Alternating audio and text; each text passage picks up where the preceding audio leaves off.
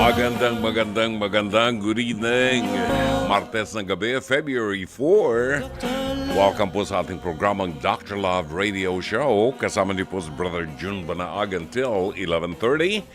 Ay, nako, tayo po ay napapakinggan ngayon sa 105.9 sa Mega Manila, 106.7 sa Davao, 101.9 Cebu, 101.5 Cagayan de Oro, 99.9 FM sa Dream Radio Ormoc at 107.9 Kaboses Radio Tacloban. Kasabayan din po tayo napapanood siyempre pa sa ating pong True TV Channel 19 sa Signal TV. Kaya pakabit na ho tayo ng Signal Cable. Channel 19, mapapanood ho ninyo mga programa natin dyan sa True TV. At siyempre sa ating pong YouTube channel at maging sa Facebook, hanapin lamang po ang True Network PH. At True Network PH. We have 19 minutes before 10 o'clock. Dito sa programang Dr. Love Radio Show, atin pong ihahatid sa inyo ang mabuting balita ng Panginoon sa araw na ito ng Martes, February 4, sa ating pagbabalik. Pagkain pang-spiritual. Mga salita ng Diyos na nag-iiwan ng pag-asa, kapanatagan at kapayapaan. Pagkain pang-spiritual. Hango sa bagong tipan ng banal na aklat. Pagkain pang-spiritual. Narito ang ating pagkain pang-spiritual sa araw na ito ng Martes, 4 ng buwan ng Febrero. Ang mabuting balita ay matatagpuan sa ikalimang kabanata ng Ebanghelyo ayon kay San Marcos, talata 21 hanggang 43. Noong panahong iyon, muling tumawid si Jesus sa ibayo ng lawa ng Galilea, nakasakay sa bangka. Nasa baybay pa siya ng lawa, ay pinagkakalipumpunan siya ng maraming tao. Dumating ang isang lalaking nangangalang Jairo, isang tagapamahala ng sinagoga. Pagkakita kay Jesus, siya ay nagpatira pa sa kanyang paanan at ang samo, "Agaw buhay po ang anak kong dalagita. Kung maaari, sumama kayo sa akin at ipatong ninyo sa kanya ang inyong kamay upang siya'y gumaling at mabuhay." Sumama naman si Jesus at sinundan siya ng napakaraming taong nagsisiksikan. Ano pat, halos maipit na siya. May isang babae roon na 12 taon nang dinudugo at lubhang nahihirapan. Marami ng manggagamot ang tumingin sa kanya at naubos na sa kapapagamot ang kanyang ari-arian. Ngunit hindi siya napabuti kahit kaunti, bagkos ay lalong lumubha. Narinig niya ang sinasabi ng mga tao tungkol kay Jesus, kaya't nakipagsiksikan siya hanggang sa makalapit sa likuran ni Jesus. At hinipo niya ang damit nito, sapagkat sinabi niya sa kanyang sarili, "Mahipo ko lamang ang kanyang damit ay gagaling na ako." Biglang tumigil ang kanyang pagdudugo at naramdaman niyang magaling na siya. Naramdaman naman ni Jesus na may kapangyarihang lumabas sa kanya. Kaya't bumaling siya sa mga tao at nagtanong, "Sinong humipo sa akin?" Sumagot ang kanyang mga alagad, "Nakikita po ninyong nagsisiksikan ng napakaraming tao. Bakit itinatanong ninyo kung sinong humipo sa inyo?" Subalit patuloy na luminga-linga si Jesus. Hinahanap ang humipo sa kanya. Palibhasa ay alam ng babae ang nangyari. Siya'y nanginginig sa takot na lumapit kay Jesus. Nagpatira pa at ipinagtapat ang buong katotohanan. Sinabi sa kanya ni Jesus, "Anak, pinagaling ka ng iyong pananalig sa akin. Umuwi ka na't ipanatag mo ang iyong kalooban. Lubusan ka ng magaling sa iyong karamdaman." Samantalang nagsasalita pa si Jesus, may ilang dumating mula sa bahay ni Jairo. "Patay na po ang anak ninyo," sabi nila. "Bakit pa ninyo aabalahin ang guro?" Hindi pinansin ni Jesus ang kanilang sinabi, sa halip ay sinabi sa tagapamahala, "Huwag kang mabagabag, manalig ka." At wala siyang isinama kundi si Pedro at ang magkapatid ni Santiago at Juan. Nang dumating sila sa bahay ng tagapamahala, nakita ni Jesus na gulong-gulo ang mga tao. May mga nananangis pa at nananaghoy. Pagpasok niya sa kanya ay kanyang sinabi, "Bakit kayo nagkakagulo at nananangis? Hindi patay ang bata. Natutulog lamang." Ngunit pinagtawanan siya ng mga tao. Pinalabas niya ang lahat, maliban sa ama't ina ng bata at sa 3 alagad, at sila'y pumasok sa kinaroroonan ng bata. Hinawakan niya ito sa kamay at sinabi, "Talita kumi," na ang ibig sabihin, "Ineng, sinasabi ko sa iyo, magbangon ka." Pagdakay bumangon ang bata at lumakad. Siya'y 12 taon na at namangha ang lahat. Mahigpit na ipinagbili ni Jesus na huwag ipaalam ito kanino man at iniutos niyang bigyan ang bata. Mga kapatid, ang mabuting balita ng Panginoon. Pagkaing pang-spiritual. Mga salita ng Diyos na nag-iiwan ng pag-asa, kapanatagan at kapayapaan. Pagkaing pang-spiritual. Hango sa bagong tipan ng banal na aklat. Pagkaing pang-spiritual.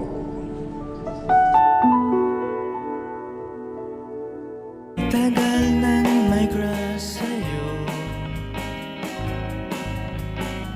pero suntok sa buwan ang wish na to. Salamat ho. 10 minuto bago mag-alas 10 ng gabi. Nako, ito panibagong aral na naman sa buhay. Ang ating matutunghayan, hatid po sa inyo ng ating inaabangan na Pest to Pest. Hirit ni Dr. Love. Alam nyo, napakamakulay ang kasaysayan ngayon at marami tayong mapupulot na aral. Kung pakikinggan at papanoorin lang ho natin, sabihin natin medyo mababaw. But later on, makikita niyo na nagsanga-sanga na ang kasaysayan at ang problema na naging makulay at nag-iwan ng aral sa maraming taong nanood ng programang Face to Face na matatagpuan po at sumasa inyo mula Lunes hanggang Biyernes, alas 4 hanggang alas 5 ng hapon, sa TV5 sa panguna ng batikang broadcast journalist na si Corina Sanchez Rojas. Kasama rin po dito, siyempre, ang harapang tagapayo, sina Attorney Lorna Kapunan, si Dr. Camille Garcia, at ang inyong lingkod, Brother June Banaag po, ang Dr. Love ng 105.9 True FM. Ating tunghayan kung ano ang ating itatampok ngayon sa ating Pest to Pest, hirit ni Dr. Love. At kung sakali po na meron kayong opinyon, meron kayong mensahe na gustong iparating hango sa mapapanood po ninyo, maaari po kayo magpadala ng mensahe sa Dr. Love Facebook Messenger o kaya po ay mag-comment kayo sa ating live stream. Pwede rin pong tumawag sa ating hotline sa 8689-3289 at 8689-3290. Ulitin ko, napakamakulay, himay-himayin ho natin ang kasaysayang ito at marami tayong mapupulot na aral. Panoorin po natin ang ating episode ngayong gabi sa Pest to Pest. Hear it ni Dr. Love, pinamagatang walang ungkatan ng nakaraan. Narito. Tulad ng napakarami po nating mga kaso dito, utangan ang nagiging problema. Pero yan po ay nasa ibabaw lang ha, dahil meron po tayong medyo mas malalim na talakayan sa nangyari sa pagitan ng dalawang ito. Naniningil lang naman daw siya ng utang sa kanyang paninda, pero imbis na pera ang ibayad sa kanya, paninira sa kanyang nakaraan ang natanggap niya. Eto na, Carmen, humarap ka na.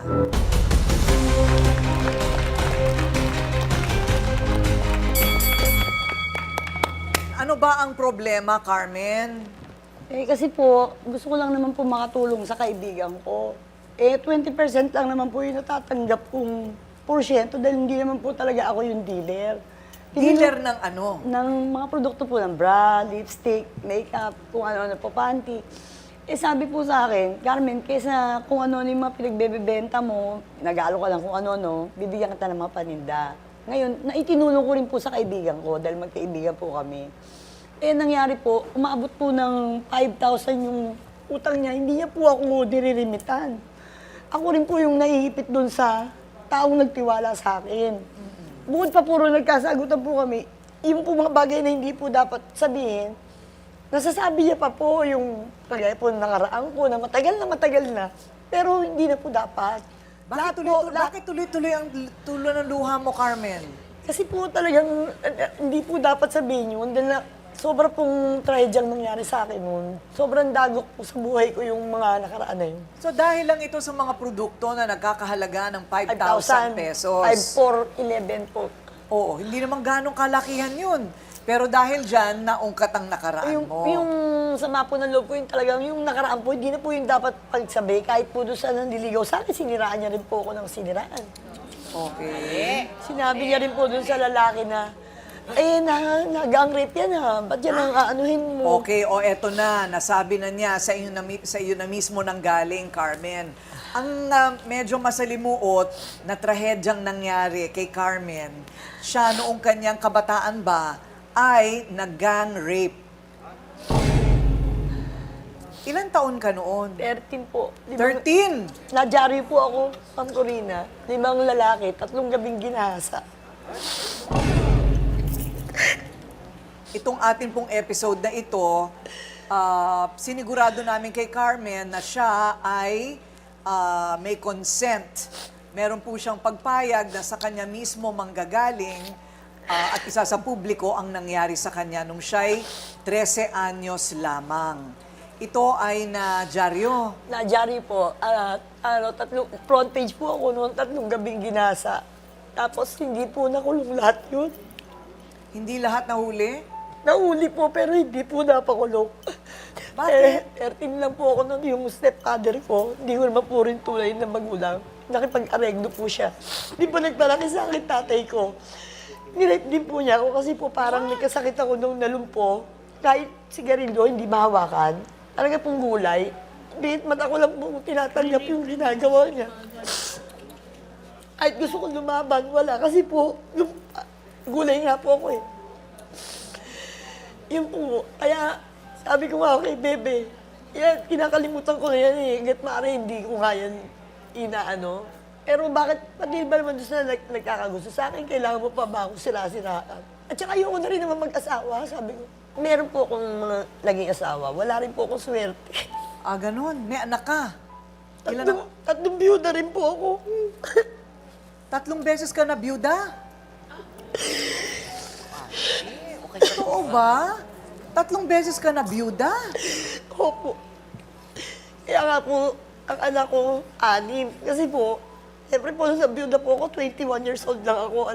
Alam naman po, hindi ako mag-asawa uli. 6 po, kasi kaya 6, 5 po yung nag-asawa ko, puro panganay, kambal po yung huli. Binigyan pa ako ng kambal na anak. Napapaaral mo yung mga anak mo? Yung huli, nag-aral po, pero huminto. Kasi nga po, nakulong ako. Nakulong ka pa? Bakit ka nakulong? Wala na po eh, wala na po. December 14, 2015, wala na po talaga akong wala na po talaga akong source of income na mapuntahan. Yung po isang kaibigan ko inutusan po akong magdala ng mag-deliver. Hindi ko naman po alam na drugs po yung laman nung i-deliver ko. Nahuli po ako. 3 years po akong nakulong. Para kay Carmen, siya ang may makating dila na hindi makapagpigil sa paninira ng buhay ng iba. Eto na ngayon, yung inirereklamo, Bebe, humarap ka na. Ano yung sinasabi mo? Parang na ako. Hindi ako nagbabayad sa'yo. Hindi kita isinichismis! Hindi kita isinichismis! Pagigil ka. Ang dami sa maninira sa akin, ikaw pa. Anong pruweba na talagang si Bebe ang naninira sa'yo? Sinabi na po sa akin ng mga tao.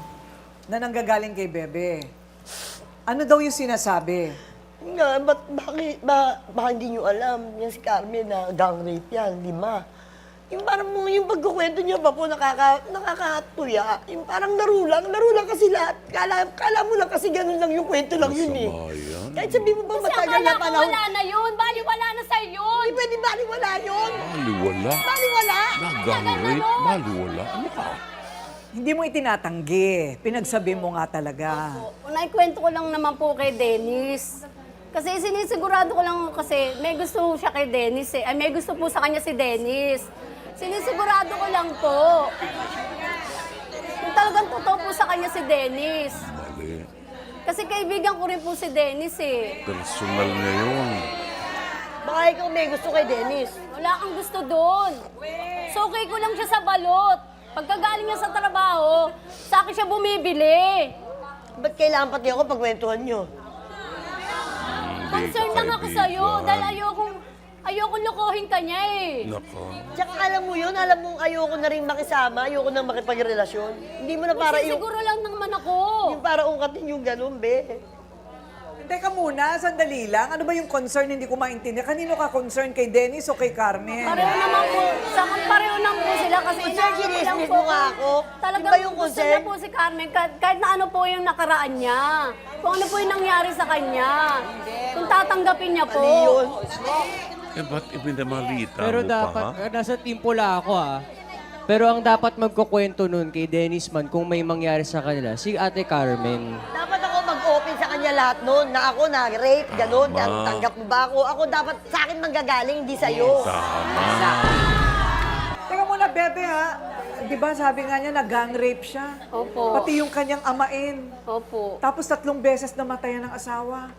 Hindi ba nakulong pa? Opo. Sensitibo O hindi ba yan. nakakaawa yun? Ba't dadagdagan pa natin ng chismis? Wag na. Ito naman po talaga siya chinismis. Naikwento ko lang po talaga kay Yun nga. Dennis. Ikwento mo nga. Eh, di chismis Ano na. po talaga, magkakaibigan kami. Hindi ko lang po talaga matanggap yung bakit sa kanya magagaling yung ganung issue. Ayun. Maliban sa utang na kailangan bayaran. Hindi ko na nga po binarangay. Kasi syempre, puhunan mo yun.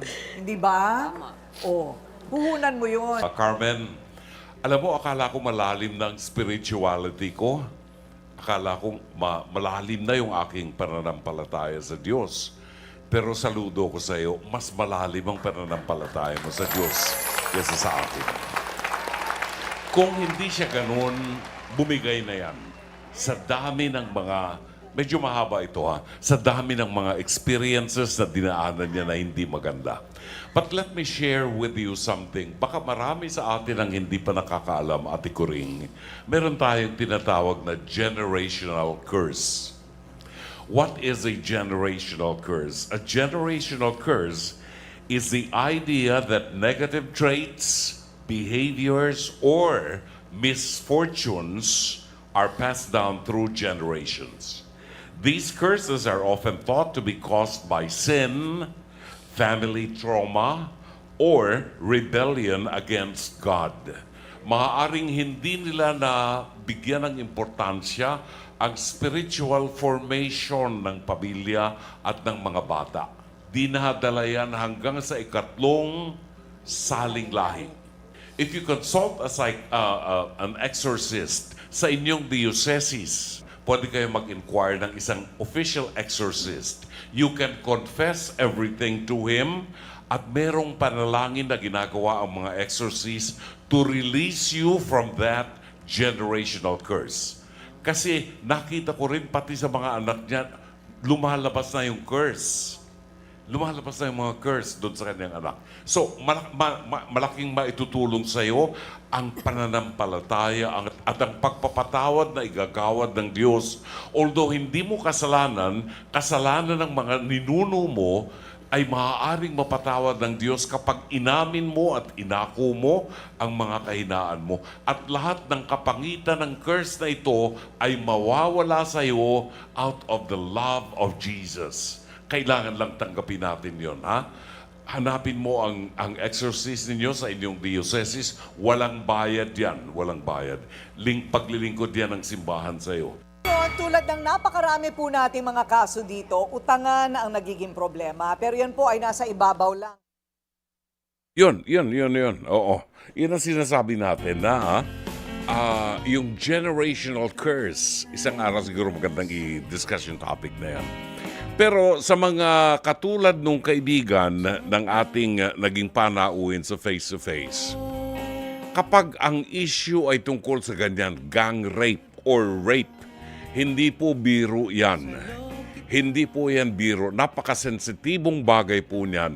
At hindi ho natin out of ethics, hindi ho natin dapat ipinagkakalat kung nag-open up sa atin ang biktima ng gang rape na ganyan.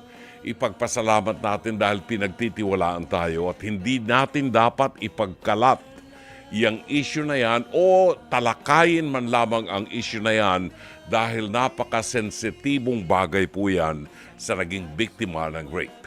Babalik ang programang Dr. Love ganap ng alas 10:04.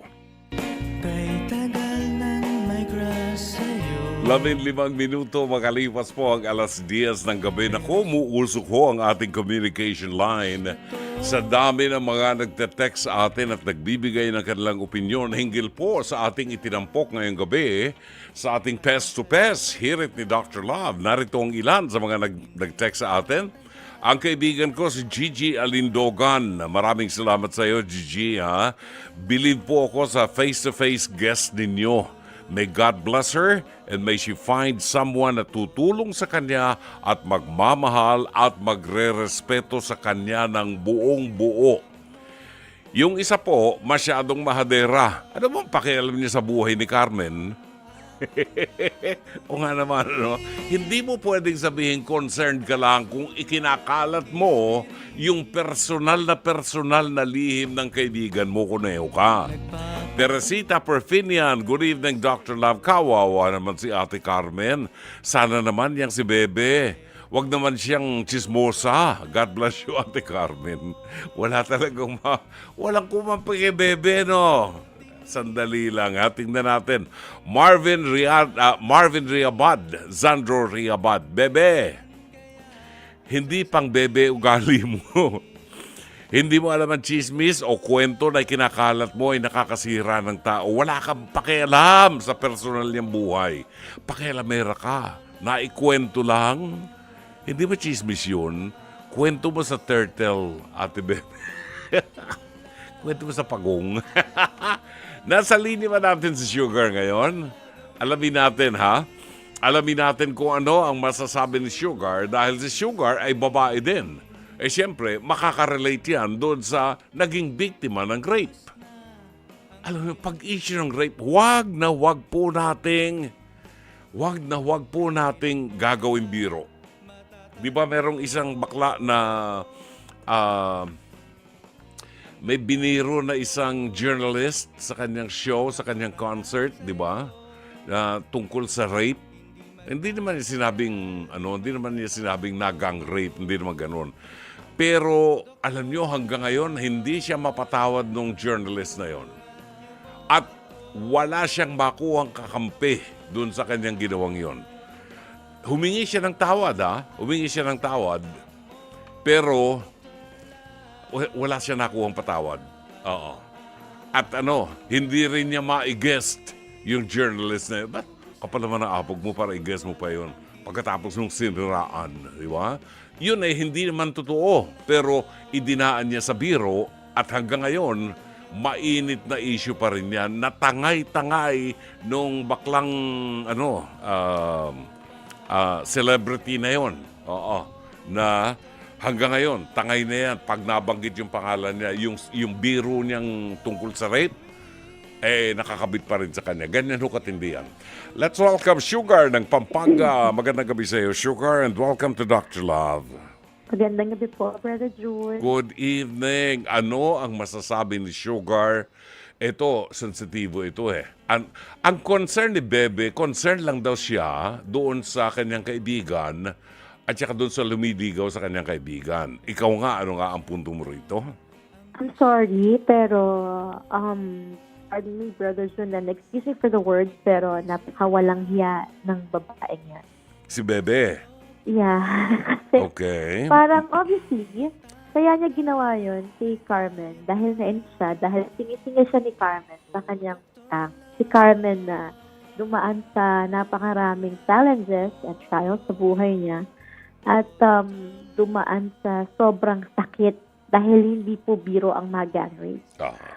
Para gawin niya yung katatawanan. Nakakalungkot, Brother June, na napakaraming tao na ano po, yung pagtitiwalaan mo, Oo. parang akala mo okay lang na mag-open up ka sa kanila, Oo. only to find out na gagawin pala nila yung alas against you Alam nyo, pag dumating yung panahon na Yes. kayo ay nagkagalit. kaya Para bang yun ay if I naging remember it dahan nila.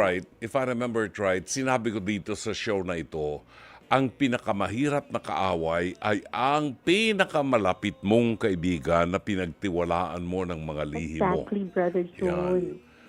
Okay? So, So, sumasaludo ako kay Carmen kasi despite sa lahat ng mga dinanas niya, napakalakas niyang tao at talagang hindi siya nakaramdam ng kahit na anong galit sa Diyos. Parang wala siyang kahit na anong tampan lang na mababaka sa kanya.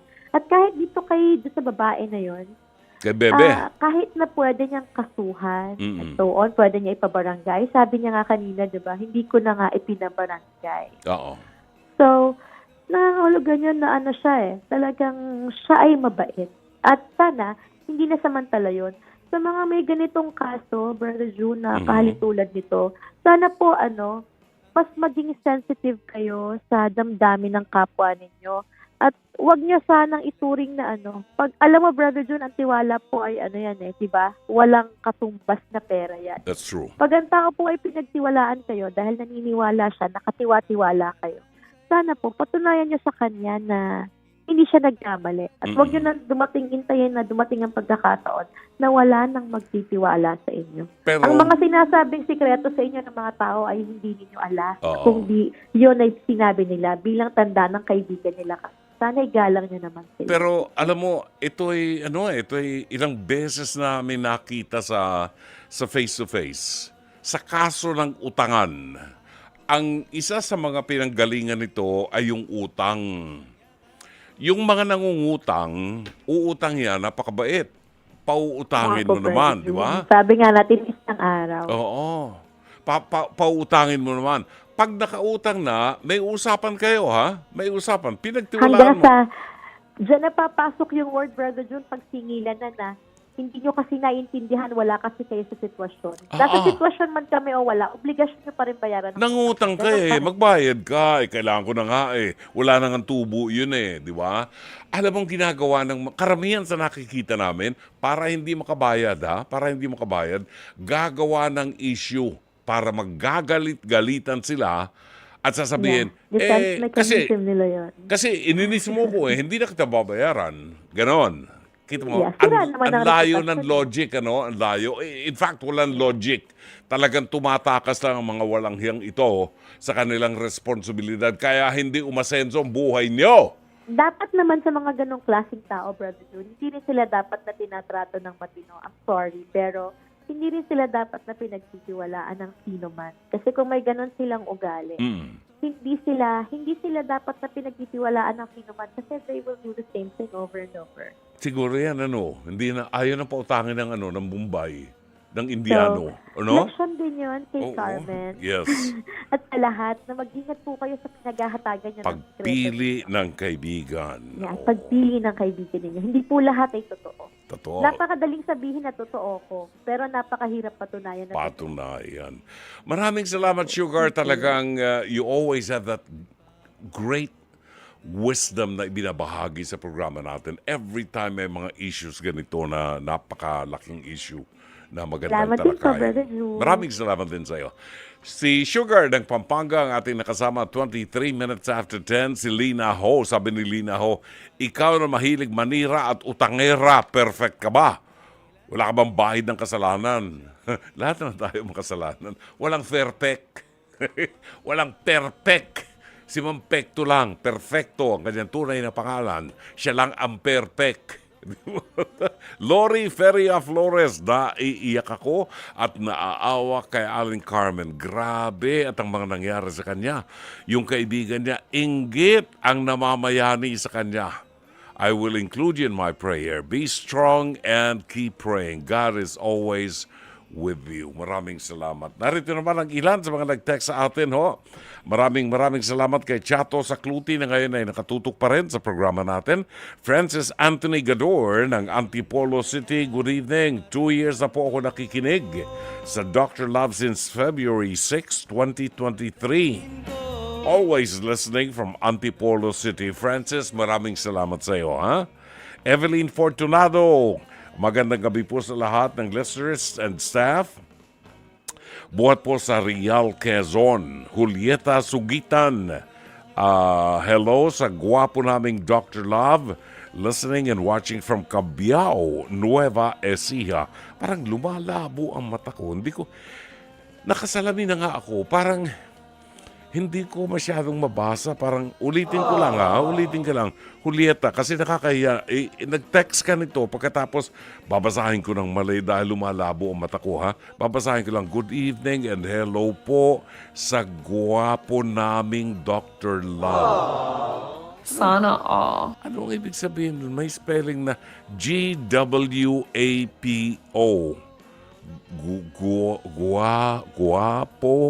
Gwapo naming Dr. Love.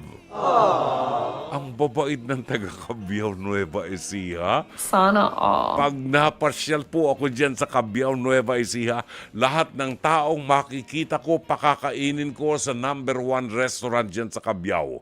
Lahat ng makasalubong kong tao na magsasabi sa aking gwapo. Kain ng kain, ha? Masarap ang ulam natin. Ano, bagoong? Marvin Sandro Riabad, good evening. President po from North Caloocan. Ano po masasabi niyo doon sa senatorial aspirant na nagsasabing walang West Philippine Sea? Nakakainit ng ulo. Naasahan mo. Senador yan nung presidente mong Palamura. Di ba? Kung sino yung head nila, di pareho ng utak yan. Alani Hungko ng Kuwait. Magandang gabi. Kaya kayo mga botante, ha, mag-iingat at piliin at pag-aralan yung mabuti ang iboboto nyo. Hindi porke artista, marunong nang magpatakbo sa gobyerno at gumawa ng batas. Iwasan nyo yung mga artistang may nabuntis na kapwa-artista pagkatapos pinabayaan yung anak na may diferensya sa pag-iisip, hindi na sinuportahan at nang babae na rin siya ng iba. Iwasan nyo yan, ha? Ang gusto niya maglingkod sa bansang Pilipinas pero yung anak niya sa isang artistang babae, tinalikuran niya at hindi pinaglingkuran. Huwag niyong iboboto yan. Hindi ba nakakaya yan? Talaga nakakaya. Wala akong sinabing pangalan, ha? Wala akong sinabing pangalan, ha? Sherry Picho ng Seattle, Washington. Engineer Mercy Santos, good evening, Pards. Watching and listening to your nice program. And happy listening to Zenny Raimundo and Elsie Flores. Yan, ang murkon ni Elsie Flores. Magandang gabi kay Chato Sakluti, Zenny Dayang Hirang, kumari ko.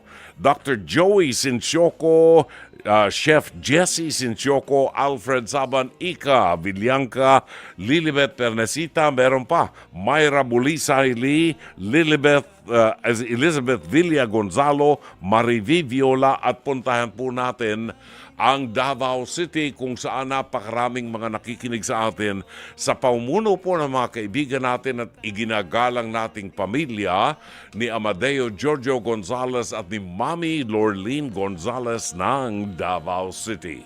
Oras natin alas 10:28 ng gabi. Ang ating oras ganap ng 19 na minuto bago po alas 11 ng gabi. Magandang gabi sa inyo. Ito po si Brother June Banag ng programang Dr. Love Radio Show na inyo pong napapakinggan at sumasa inyo mula Lunes hanggang Biyernes alas 9:30 hanggang alas 11:30 ng gabi dito po sa 105.9 True FM at kasabayang napapanood po sa signal cable sa True TV Channel 19. Siyempre, nandyan po ang ating mga social media networks, social media platforms. Nandyan ang Facebook, nandyan ang YouTube at maaari ho ninyong ma-access ang mga programa ho natin dyan. No? Sa ating YouTube channel at maging sa Facebook, hanapin lamang po ang @TrueNetwork PH. @TrueNetwork PH. Ang ating tutunghayan ngayon ay liham kasaysayan padala sa ating palatuntunan ni Alice ng Quezon City. At kung sakali po na nais ninyo magbigay ng komento, opinyon o mensahe o payo sa ating liham kasaysayan, maaari po ninyong i-post ang inyong comments sa Dr. Love Facebook Messenger at sa ating live stream ng Dr. Love. Pwede rin po kayong tumawag sa ating hotlines 8689-3289 at 8689-3290. Narito ang liham kasaysayan na tampok sa programang Dr. Love.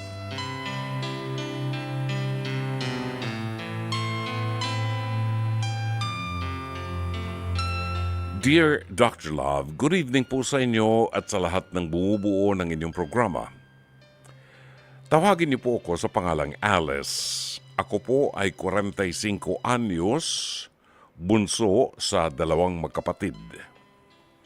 Ang ate ko po ay 48 anyos na. Ang ate ko po ay single at proud ako dahil successful siya sa pinasukan niyang larangan bilang food scientist. Ako naman po ay isang empleyado sa isang private company, single mom na mayroong isang anak na second year college na. Ang mga magulang ko naman po ay nasa probinsya at lumuluwas paminsan-minsan dito sa Maynila para bisitahin kami. Pero madalas, kami ang dumadalaw sa Isabela. Ang concern ko po ay ang ate kong si Abigail. Diretsuhin ko na po kay Dr. Love. Ang kapatid ko po ay mataba. 3 years ago, isinugod namin siya sa hospital dahil na stroke. And she was just 45 at that time. Sa awa ng Diyos, nakarecover naman po ang ate ko. Yun nga lamang, nang naging okay na siya ulit, hindi na naman niya mapigilan ng kumain at hindi rin siya nag-exercise. At sa tuwing pinaalalahanan ko siya, inirarason niyang meron naman siyang maintenance medicines. Pero dito na naman nakaraang taon, muntik na naman siyang ma-stroke. Mabuti na lang po at naagapan. Dr. Love, napapagod na po akong paalalahanin ng kapatid ko. Nagagalit pa siya tuwing ginagawa ko ito sa kanya. Naaawa na rin ako sa mga magulang namin dahil may edad na sila at ayaw ko masaktan sila ng sobra kapag may masamang nangyari sa ate ko. Ano po kaya ang dapat kong gawin, Dr. Love? Mahal ko po ang kapatid ko pero sadyang may katigasan ng ulo. Paano ko kaya mapagsasabihan ng hindi sumasama ang kanyang loob? Paano ko kaya maipadama sa kanya ang aking concern? At concern lang ako sa kanyang kalusugan.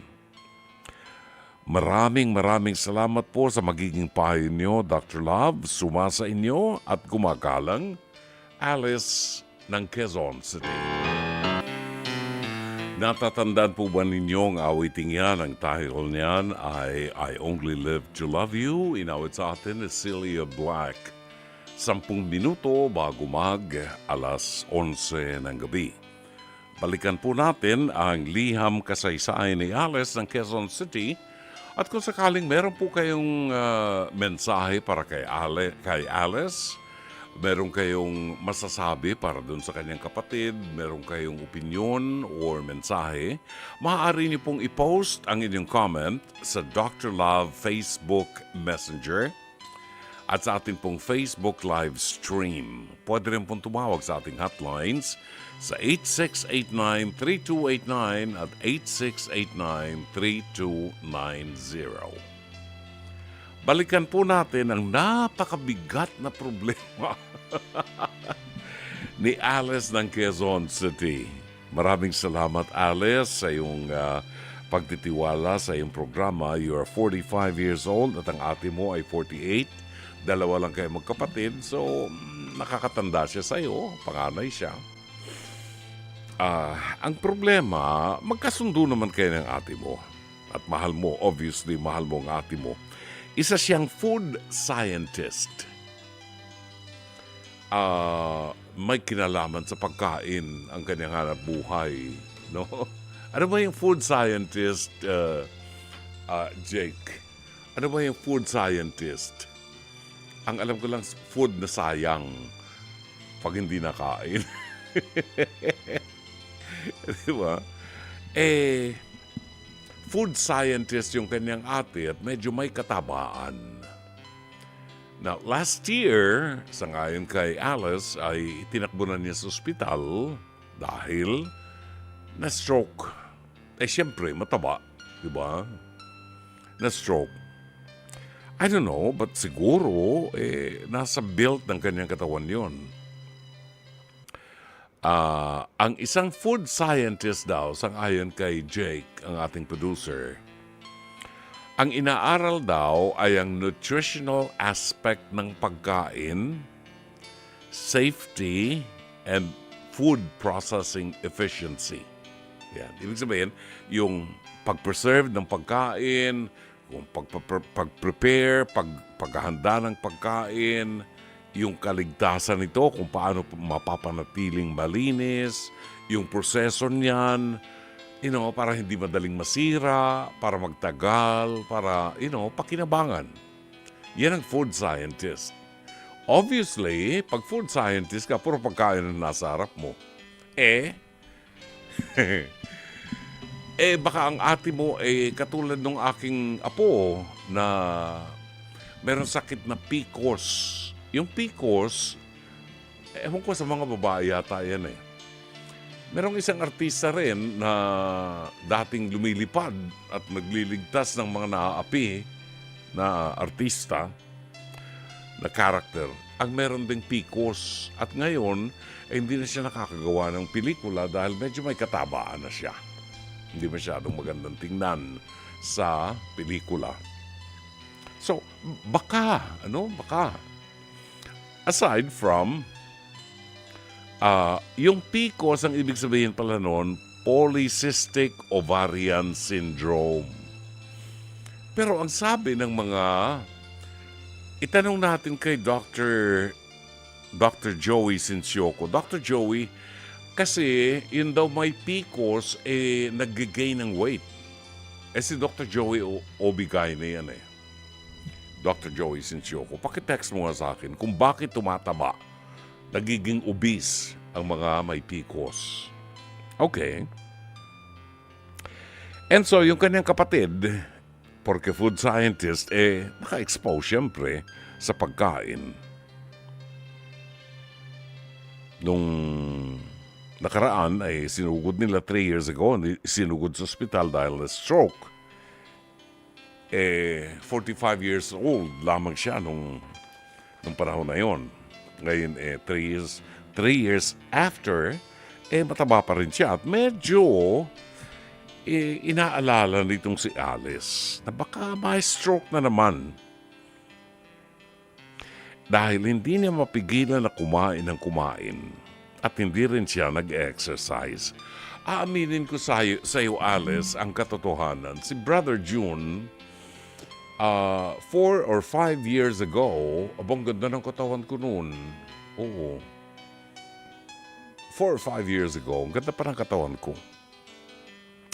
In fact, nang ako'y ma-interview dito sa 105.9, medyo may kapayatan pa ako. That was in 2022. Pero nagsisimula na mag-gain weight dahil in 2019 and 2020, pumasok na ang pandemic, di ba? Ngayon, dahil nga nag-pandemic, yung aming himpilan, yung ABS-CBN, DZMM, Teleradyo, hindi na kami pinag-report sa opisina. At nag-broadcast na lang kami sa bahay namin. Di maganda, di ba? Sa mga batugan na kagaya ko, ma-appreciate yun. Hindi ka magdadrive sa Cubao, sa EDSA, maiwasan mong traffic, di ba? Tipid ka pa sa gasolina. Nasa bahay lang ako nagbo-broadcast. So, since ako'y nasa bahay lang, nandun ang pagkain sa refrigerator. Ayan. Napapadalas ang kain. Gigising ng umaga, magbe-breakfast. Pagdating ng alas 11 ng umaga, magla-lunch na kami. Bakit kasi pag napupuna ko, pagkatapos kong kumain ng lunch, para akong hinihila sa kama at masarap matulog. Bubuksan mo ng aircon mo, mamaya, tulog ka na. No? Gigising ako ng mabandang alas 2:30 in time for merienda. Ayan. Alas 6 ng gabi, magdi-dinner na kami. At 9, bago matulog, magpapadeliver pa ako. Hindi ako nakakalabas ng bahay. Di ibig sabihin noon, walang exercise. Walang Holy Land, hindi ako nakakapunta sa Holy Land, hindi ako nakakapunta sa ibang bansa, hindi nakakapaglakad, hanggang slowly, I gained weight. And in 2022, nagpunta ako ng Holy Land kasama ng maraming Pilipino na napasabak ngayon ako ng lakad. So remember, overweight na ako noon. Napasabak pa ako ng lakad, na puwersa yung aking tuhod. Nasaktan ako. Kulang na lang magpa-ospital ako noon eh. Pag-uwi ko rito, I consulted a doctor. Ang sabi ng doctor, positive. Meron kang osteoarthritis. Bumibigay na ang tuhod mo. Osteoarthritis. At since may osteoarthritis ako, nahihirapan akong kumilos ngayon, hindi ako makapaglakad ng mahaba, nagkaroon ako ng COPD dahil mahigit 50 taon ako nagsigarilyo. Can you imagine? Kaya huwag kayo magsisigarilyo. Mabuti na lang, napigil ko. At dahil ako may COPD, hindi ako pwedeng lumakad ng malayo dahil hinihingal ako. See? Paano ako bumibiyahe ngayon? Meron akong wheelchair. Asa ng exercise? Wala. Kaya, pag pinapanood ko sarili ko sa television, mataba ako. Plus, may 10 pounds ka pang gain, di ba? Paano gagawin? Yung addiction sa pagkain, ang isa sa mahirap nating kalaban. Kanina, nagtatawanan kami. May kwento ko lang, Alice. Nagtatawanan kami ng mga anak ko. Kasi yung aking mga anak, nagsama-sama ngayon. Dahil nag-birthday yung kanilang mommy. So, kumpleto kami. Sabi ko, paano ako mag-gain? Paano ako mababawasan ng timbang niyan?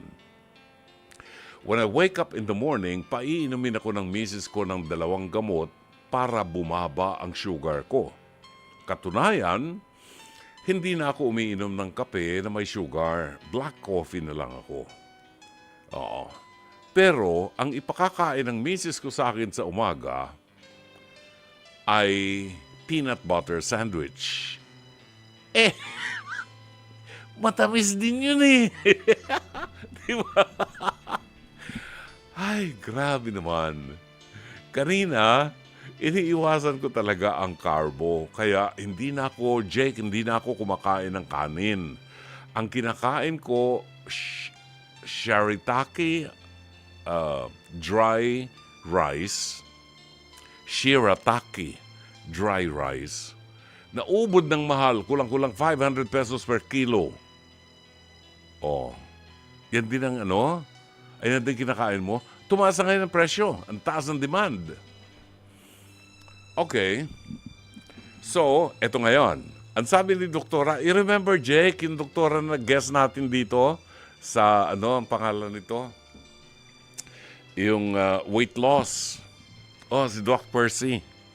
Bawas ng carbo and intermittent fasting. Dr. Joey Sinchoco. Bawas daw ng carbo. Bawal ang kanin. So, hindi ako kumakain ng kanin. Shirataki rice ang kinakain ko. Pero, ang pinakain kanina ng misis ko sa akin, pansit canton, ulam ko sa shirataki rice, di carbohydrates din. Ay, nako.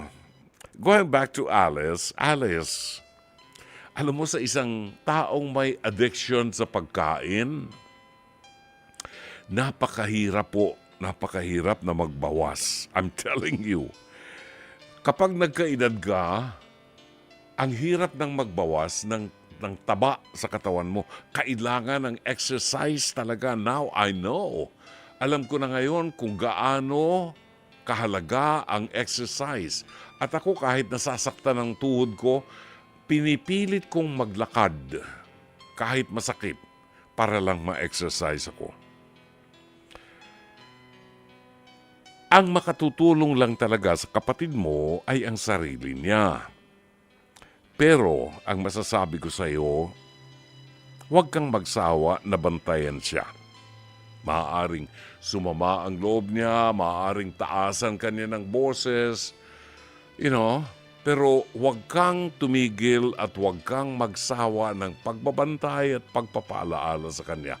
Huwag mo naman kasing sagarin ng pagpapaalaala dahil nakakairita. Kung palagi na lang babantayan mo, palagi na lang papaalalahanan mo, mag-aaway nga kayo. Alam ko na mahal mo ang kapatid mo. At alam ko na may katigasan ang ulo niya. Pero alalahanin mo na maaaring yun ang kanyang addiction. At kinakailangan ay siguro ay maging regular ang consultation sa isang doktor, ang cardio ng iyong kapatid, at humanap ka ng isang dietitian siguro. Si Dr. Pressy can help, Si Doc Pressy can help. Ito yung less carbo and intermittent fasting na ginagawa ng producer ko na si Jake. Si Jake Bacod, ang ganda ng katawan niya. I wish I could be like him. Pero, ang sa akin kasi, Alice, mas makabubuti na wag mo siyang pagsawaan na paalalahanan. After all, kapatid mo yan. At concerned ka talaga sa kanyang kalusugan. I-guide mo rin siya na palaging mag-consult sa cardiologist niya. At ang cardiologist ang makakatuwang mo sa pagpapaalaala sa kanya. But most of all, kapag hindi niya gustong tulungan ang sarili niya, kahit bumaba ang Diyos dito sa lupa, wala siyang magagawa pag hindi niya ginusto. Babalik ang palatuntunang Dr. Love, ganap ng 11:03 ng gabi. Angela Bofill and Break It To Me Gently. Ay, naubos na ho ang 2 oras natin. Ibig sabihin magpapaalam na ho tayo at muli tayo magbabalik bukas ng gabi, 9:30 hanggang 11:30. Dito rin po sa 105.9 True FM. Sa mga nagmamaneho, ingat lang po ng pagmamaneho ngayong gabi. Alam kong nakakatempt na magmaneho ng mas mabilis ngayon. Pero ingat lang po at may naghihintay sa atin sa ating tahanan, no? Sa ngalan po ng ating buong production staff, nais namin kayong pasalamatan. Sa ngalan ng ating General Manager ng Nation Broadcasting Corporation, Mr. Raul de la Cruz, ang ating Alvin Maanyo, ang head ng Programming and Production, Cherry Bailey, ang ating Operations Manager, ang ating producer ngayong gabi, Jake Bacod and Mike Santillan, Technical Director Sheikh Mamaril, Studio Tech Rom Ortigas, PA and Avid Operator Mike Bulayog, ang ating kaisa-isang TOC switcher, si Weng Carpio. Ito po naman ang inyong lingkod, Brother June Banaag, OP. Hanggang bukas muli, magandang gabi, maraming salamat. Shalom Aleichem.